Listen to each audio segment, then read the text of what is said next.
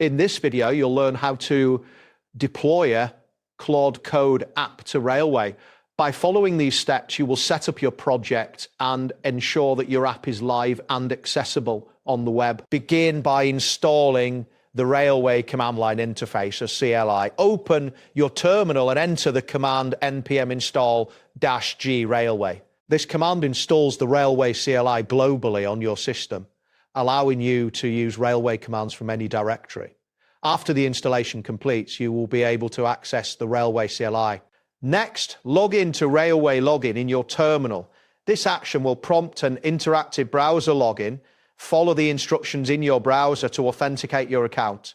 Once you have successfully logged in, return to your terminal to proceed to the next step. Now, navigate to your apps directory by using the command cd path to your apps. Once you are in the directory, initialize your Railway project by typing Railway in it. You will be prompted to select an option. If you already have an existing project, choose Existing Project. If you need to create a new one, select that option instead. This step sets up the necessary configuration for your project. If your app requires a production database, you will need to add either Postgre or MongoDB. For instance, if your app uses MongoDB, you can add it by entering Railway add plugin MongoD. Railway will then provision a cloud MongoDB instance for you and display the connection string. Make sure to note this connection string as it will be needed later. Next, set your environment variables by entering the following commands. Railway variables set CLDD underscore API underscore key equal sign your underscore real underscore key. Railway variables set Claude underscore model equal sign Claude dash pro, and Railway variables set Mongo underscore URI equal sign Railway palace Railway Mongo connection strings.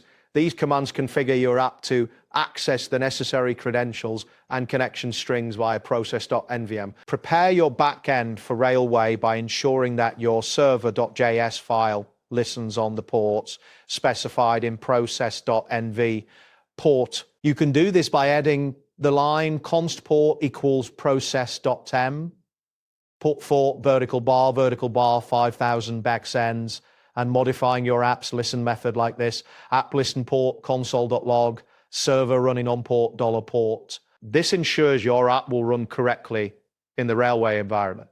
Additionally, make sure your backend is compatible with serverless architecture if you anticipate short-lived requests. Finally, deploy your app to Railway by entering the command Railway up. This command will upload your code, install any necessary dependencies by running npm install, and start your backend server.